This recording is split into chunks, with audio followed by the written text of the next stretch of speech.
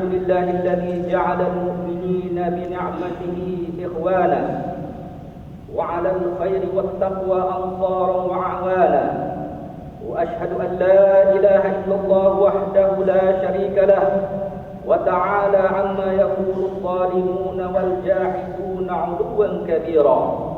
وأشهد أن سيدنا محمدا عبده ورسوله أرسله بين يدي الساعة بشيرا ونذيرا وداعيا إلى الله بإذنه وسراجا منيرا. اللهم صل وسلم وبارك على سيدنا محمد وعلى آله وصحبه وسلم تسليما كثيرا. قال الله تعالى: أعوذ بالله من الشيطان الرجيم: وألف بين قلوبهم لو أنفقت ما في الأرض جميعا ما ألفت بين قلوبهم ولكن الله ألف بينهم إنه عزيز حكيم. أما بعد، فيا أيها المؤمنون اتقوا الله، أوصيكم وإياي بتقوى الله فقد فاز المتقون. Hadirin mukminin yang dirahmati Allah Subhanahu wa taala. Saya berseru dari atas mimbar Jumat ini kepada diri sendiri dan para hadirin sekalian agar kita bersama-sama bertakwa kepada Allah Subhanahu wa taala dengan mengamalkan seluruh syariat Islam di dalam kehidupan kita, di samping taat mengerjakan segala kefarduan dan menghindari segala kemungkaran. Semoga dengan menjalani kehidupan bertunjangkan takwa ini, kita akan sentiasa dirahmati dan diberkati di dunia dan di akhirat nanti. Sesungguhnya setiap insan perlukan kasih sayang untuk hidup bahagia. Setiap anak perlukan kasih ibu. Ibu dan bapa pula perlukan kasih sayang anak-anak mereka. Suami ingin dikasihi, isteri ingin dibelai dan dikasihi. Malah setiap anggota masyarakat perlu berkasih sayang dan bergaul mesra untuk melahirkan suasana hidup yang aman dan harmoni. Hakikatnya, kita semua perlu menyayangi dan disayangi untuk menjamin kebahagiaan hidup kita. Di atas tuntutan ini dan bersempena dengan program dakwah negara dan Karnival Hijrah 2014 peringkat negeri Sabah yang sedang berlangsung sekarang ini sehingga hari Jumaat kelak, sehingga hari Ahad kelak, khutbah Jumaat hari ini akan membicarakan tajuk kasih sayang disemai, perpaduan dituai, yang merupakan tema kepada acara-acara ini. Berbetulan juga tajuk kasih sayang disemai ini sesuai dengan hari ini, hari di mana seluruh rakyat Malaysia berkongsi kesedihan dan kepiluan dengan mangsa-mangsa dan keluarga mangsa tragedi MH17. Ini adalah kerana kasih sayang dan ajaran Islam untuk kita berkasih sayang merupakan asas utama kenapa kita berkongsi simpati, berkongsi perasaan sedih dengan insan-insan lain yang telah ditimpa musibah atau menghadapi nasib yang kurang bernasib baik berbanding dengan diri kita. Sidang jamaah yang dikasihi, kasih sayang yang murni hanya lahir dari naluri yang suci dengan panduan syariat Islam. Kasih sayang adalah fitrah semula jadi manusia. Islam juga adalah agama fitrah yang sentiasa memelihara kasih sayang sesama manusia bagi menjamin kebahagiaan bersama. Lihatlah bagaimana Allah Subhanahu wa taala mengajar kita untuk mengekalkan kasih sayang meskipun ketika dalam suasana bersengketa. Firman Allah Taala dalam surah Al-Mumtahanah ayat ke-7. A'udzubillahi minasyaitonir rajim. Asallahu an yaj'ala bainakum wa bainal ladzina 'adaitum minhum mawaddah. Wallahu qadir, wallahu ghafurur rahim. Maksudnya, semoga Allah akan menjadikan perasaan kasih sayang antara kamu dengan orang-orang yang kamu musuhi dari kerabat kamu itu. Dan ingatlah Allah Maha Kuasa atas setiap sesuatu, dan Allah Maha Pengampun lagi Maha Kasihan. Ayat ini menjelaskan betapa kasih sayang perlu dipelihara dan dipupuk dalam apa jua suasana.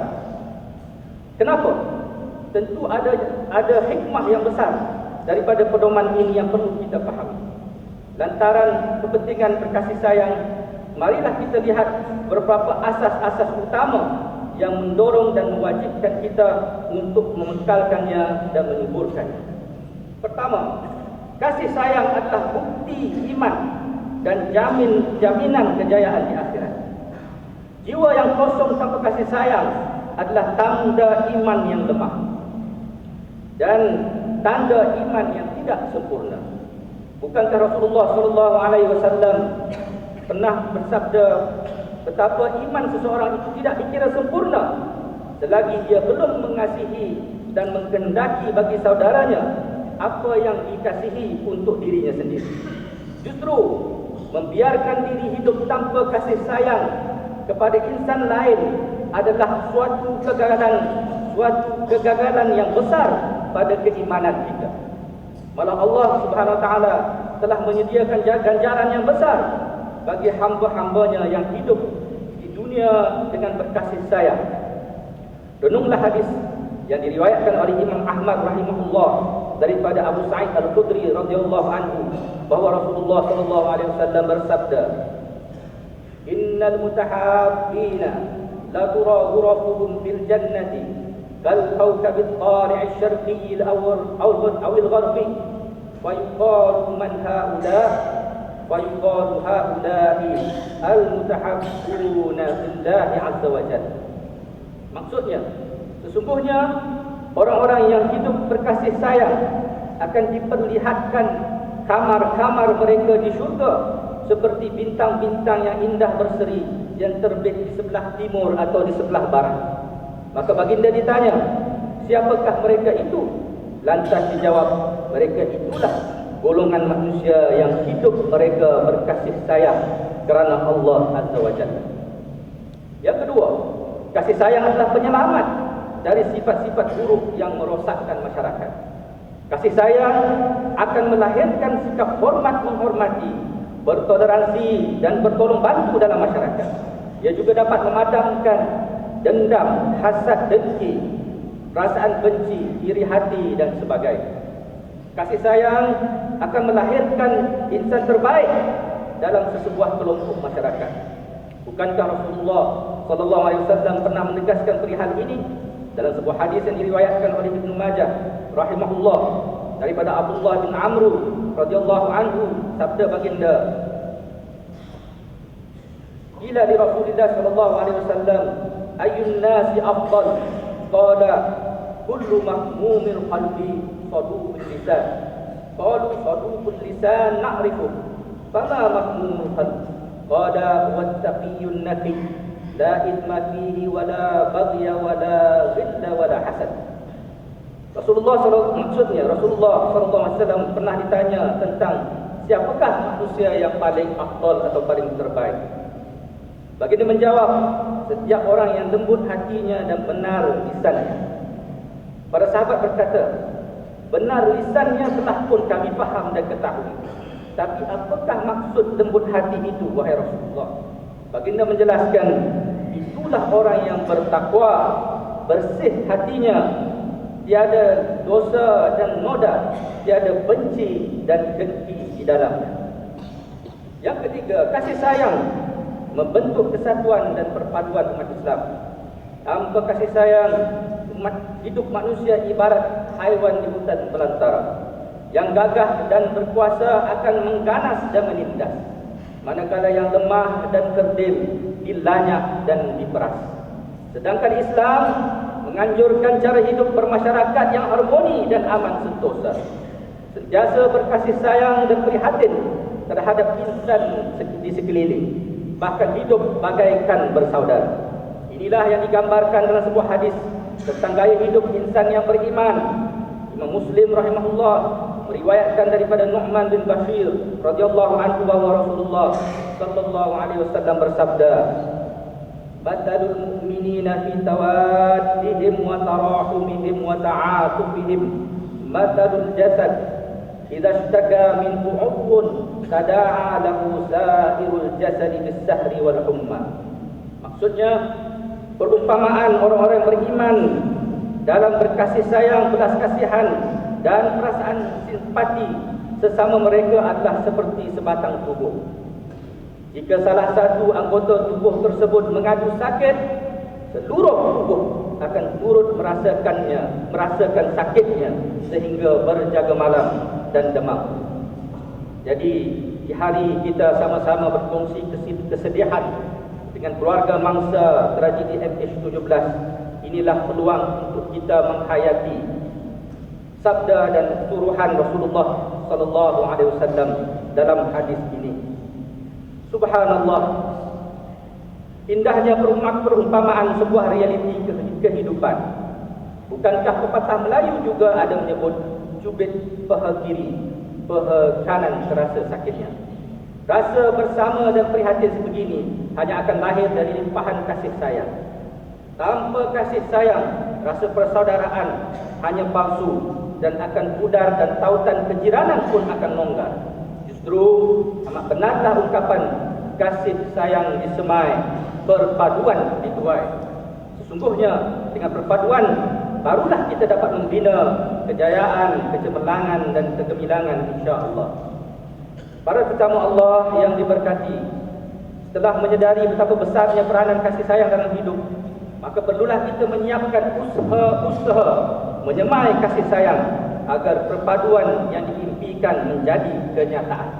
Untuk itu, marilah kita jayakan beberapa langkah ke arah merealisasikan cita-cita murni ini. Antara yang utama, pertama, sentiasa bertegur sapa dan bermanis muka. Islam sangat memandang tinggi hubungan baik sesama manusia. Ucapan selamat dan memberi salam ketika bertemu adalah amalan mulia yang dijanjikan ganjaran yang besar. Ini kerana perlakuan ini memberi impak atau kesan yang besar dalam menjamin keharmonian hidup.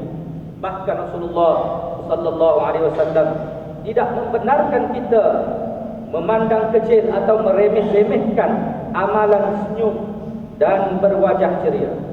Perhatikanlah hadis yang diriwayatkan oleh Imam Muslim rahimahullah dari Abu Dzar radhiyallahu anhu. Rasulullah sallallahu alaihi wasallam bersabda, "La tahqiranna minal ma'rufi syai'a walau an talqa akhaka biwajhin talaq."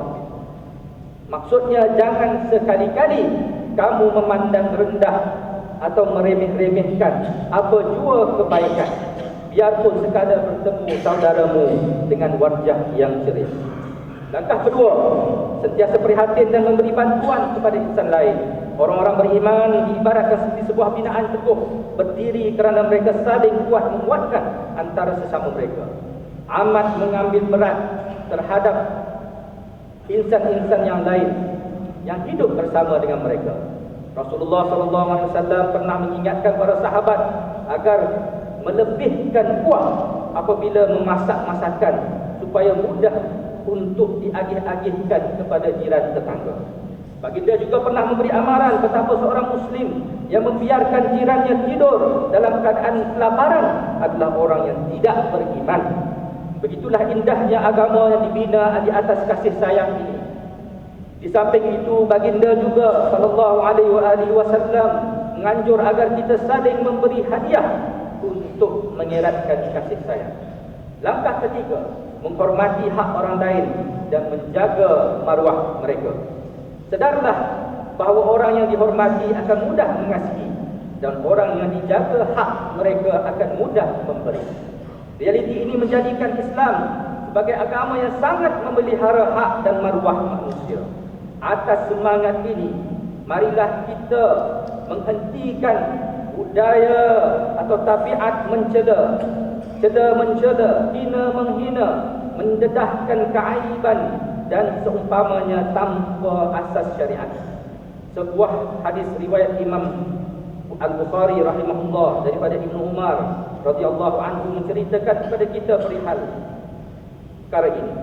Rasulullah sallallahu alaihi wasallam bersabda, "Al-muslim akhul muslim, la yazlimuhu wa la yuslimuhu, ومن كان في حاجة أخيه كان الله في حاجته ومن فرج عن مسلم كربة فرج الله عنه كربة يوم الكربات كربة من كربات يوم القيامة ومن ستر مسلما ستر الله يوم القيامة. Maksudnya, seorang muslim adalah saudara bagi saudara muslimnya yang lain. Dia tidak boleh menzalimi saudaranya dan membiarkan saudaranya teraniaya. Sesiapa yang menunaikan hajat saudaranya, kelak Allah akan menunaikan pula hajatnya. Dan sesiapa yang melepaskan satu musibah bagi saudaranya, Allah akan melepaskan baginya dari musibah di hari kiamat kelak. Dan sesiapa yang menutup aib seorang muslim, kelak Allah akan menutup aibnya di hari kiamat. Hadirin mukminin yang berbahagia, begitulah hebatnya peranan kasih sayang dalam membina perpaduan. Semoga kita dapat bersama-sama menjayakan usaha murni ini demi memastikan kehidupan yang bahagia di dunia dan kesejahteraan yang abadi di akhirat. Di antara kesimpulan yang dapat kita ambil dari khutbah hari ini ialah: pertama, berkasih sayang sesama manusia adalah fitrah murni yang perlu dipupuk bagi menjamin perpaduan. Sungguhnya jika kasih sayang benar-benar disemai, perpaduan pasti dituai, insya-Allah. Kedua, Islam sangat memandang tinggi apa juga perlakuan yang dapat memupuk kasih sayang kerana ia adalah agama yang membawa rahmat.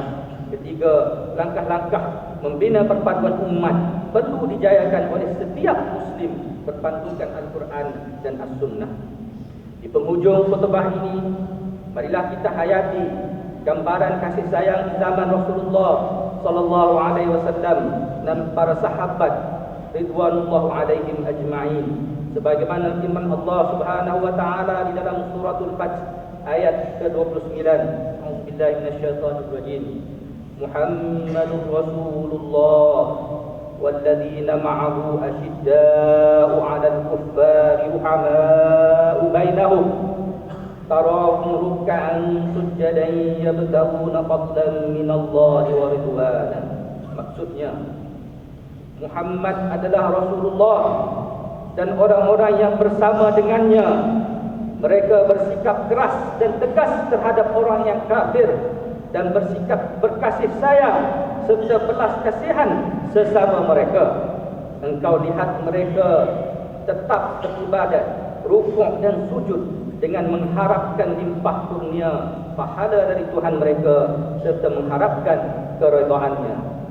Barakallahu li wa lakum bil Qur'anil azim wa nafa'ani wa iyyakum bima fihi minal ayati wadh-dhikril hakim wa taqabbala minni wa minkum tilawatah innahu huwas samiul alim. Aqulu qawli hadha wa astaghfirullahal azim li wa lakum wa lisairil muslimina wal muslimat wal mu'minina wal mu'minat fastaghfiruhu fa ya fawzal mustaghfirin wa ya najatat taibin.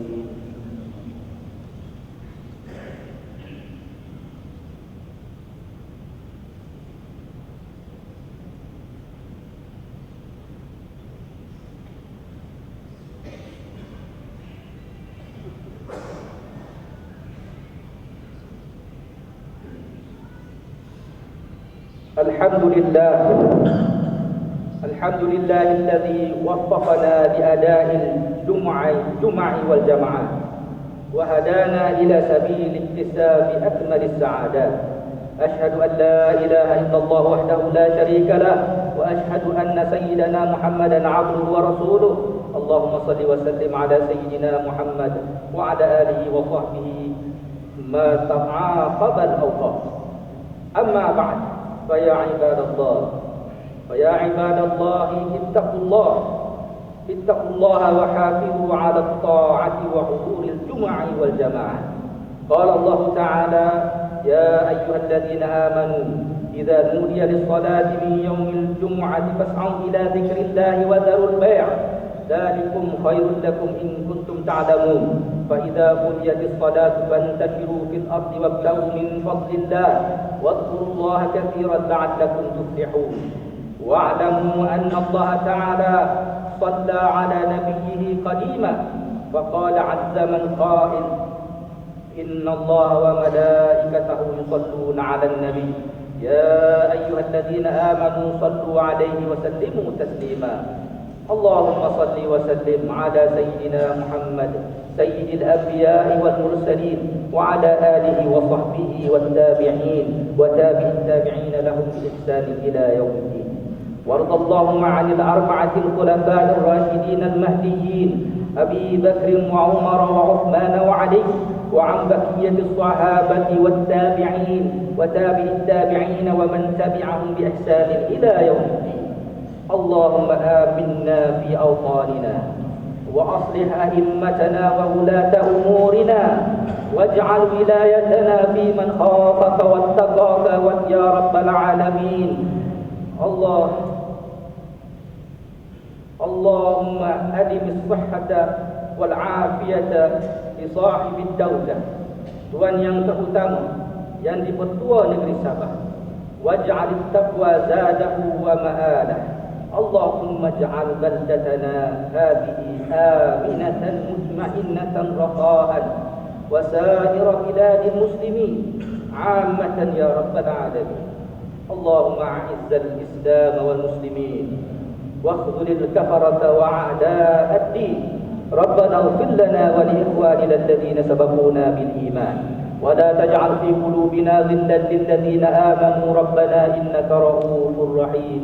اللهم اغفر للمسلمين والمسلمات والمؤمنين والمؤمنات إنك سميع قريب مجيب الدعوات. ربنا آتنا في الدنيا حسنة وفي الآخرة حسنة وقنا عذاب النار.